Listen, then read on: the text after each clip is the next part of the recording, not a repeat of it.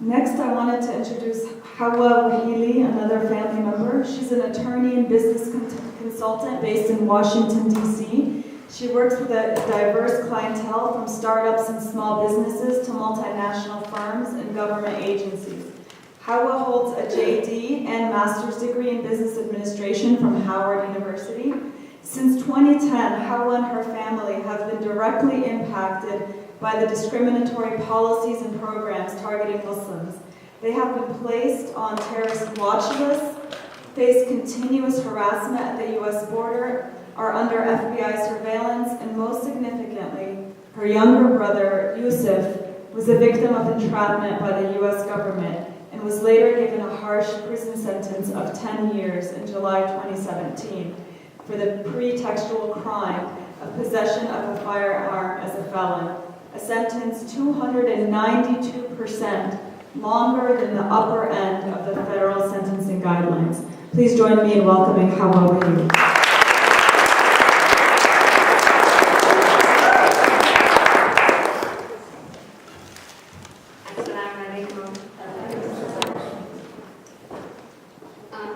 I could speak at great length about the injustices my family has experienced as a result of discriminatory policies and programs targeting Muslims since 9/11. Despite being born and bred in America, we're still subject to unwarranted FBI surveillance, placed on watch lists, harassment, and lengthy detentions at the border. But tonight, I want to share the story of the unfair and prejudicial prosecution of my brother Yusuf. This is the first time I'm speaking publicly about his case. I've yet to unpack the trauma of this experience as I continue to experience the trauma of state-sanctioned violence against my family. What happens when your government views your entire existence as a threat? When your identity now is a matter of national security?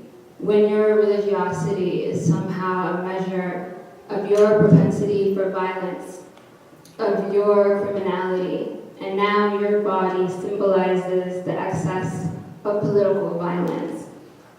What happens next? I know that we can no longer stay silent. I remember this beautiful quote from the author and anthropologist Zora Neale Hurston. If you're silent about your pain, they will kill you and say you enjoyed it. So I want to thank NCPCF for inviting me and encouraging me to speak tonight.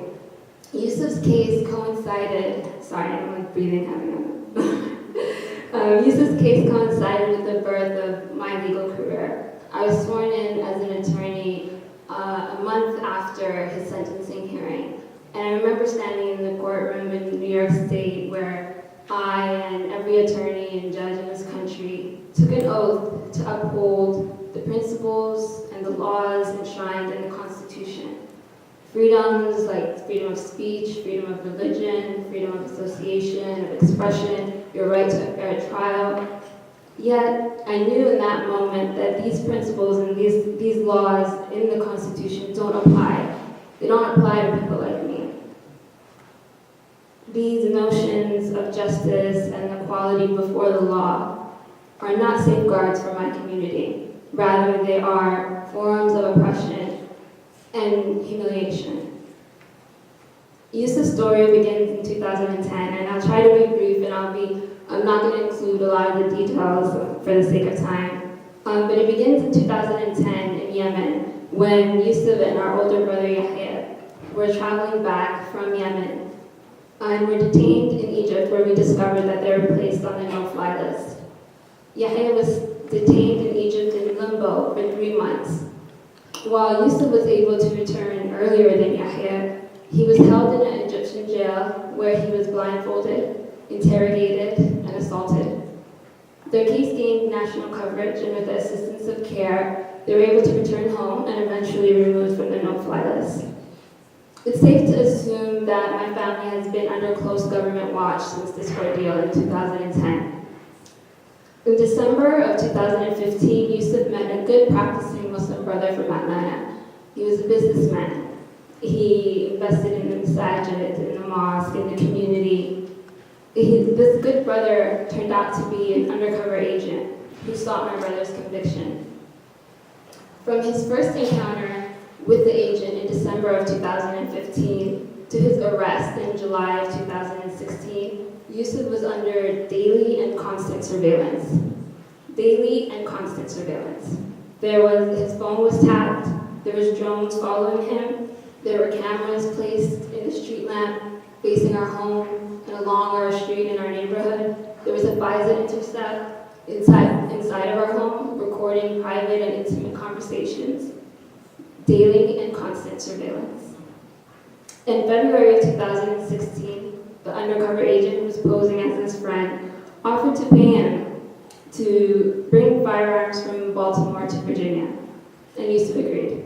He took the firearms from one undercover agent in Baltimore and dropped it off to another undercover agent in Springfield, Virginia.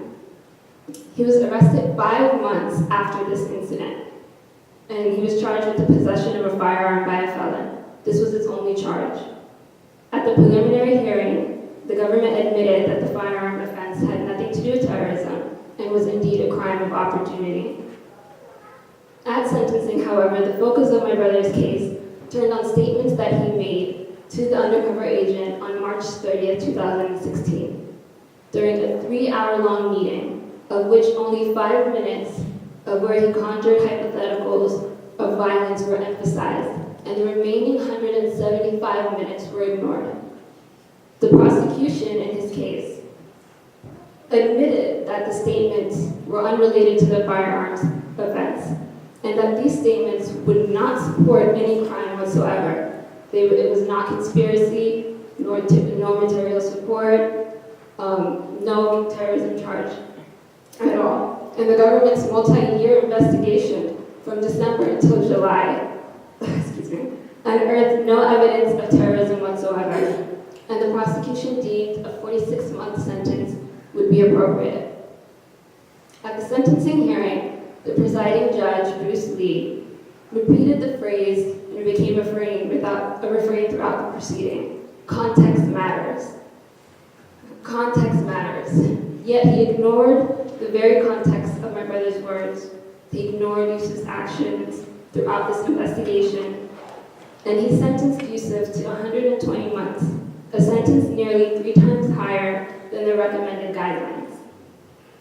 According to a recent report by the Institute of Social Policy and Understanding, Muslim defendants on average receive 4 times the sentence as their non-Muslim counterparts.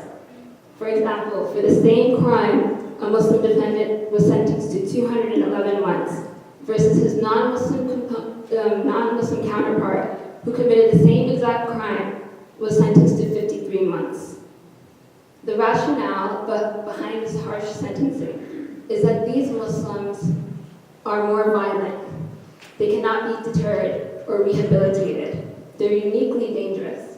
And this is not new.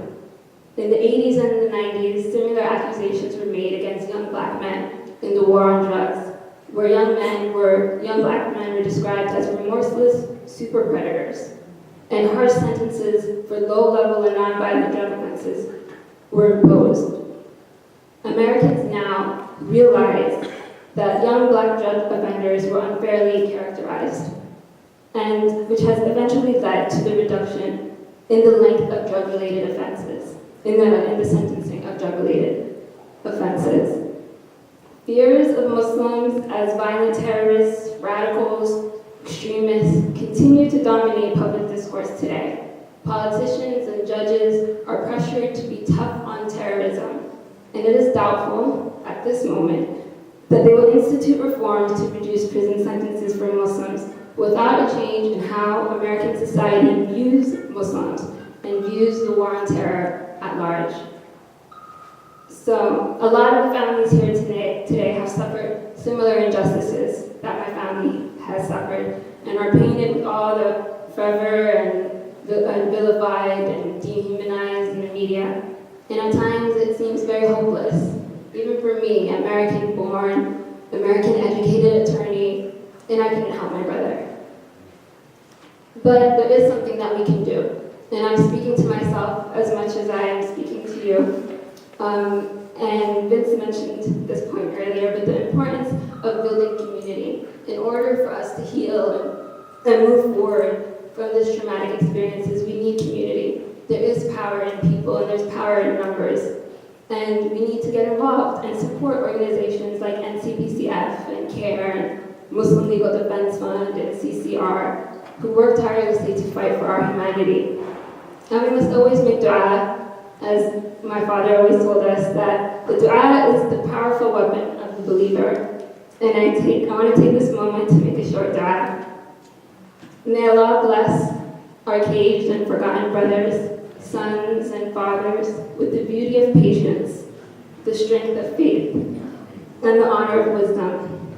May Allah also bless and love our mothers and increase their patience and their strength, for they are also imprisoned.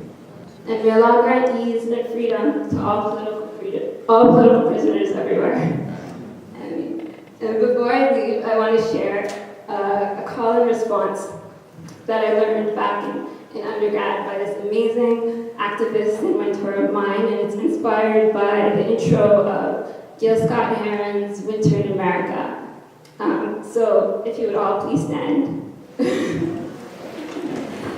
and hold hands with the person next to you.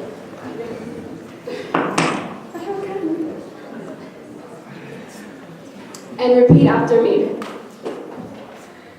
Now. Now. Now. Now. Now. Now. More than ever. More than ever. All the brothers and sisters. All the brothers and sisters Must come together. must come together. All the brothers and sisters everywhere. All the brothers and sisters everywhere Must feel that the time is in the air. must feel that time is in the air. Common blood flows Common blood flows through common veins through common veins and common eyes. and common eyes. All see the same. All see the same. Now. Now. Now. Now. More than ever. More than ever. All the brothers and sisters All the brothers and sisters must come together. must come together. All the brothers and sisters everywhere All the brothers and sisters everywhere must feel that the time is in the air. must feel that the time is in the air. Common blood flows Common blood flows through common veins through common veins and common eyes. and common eyes. All see the same. All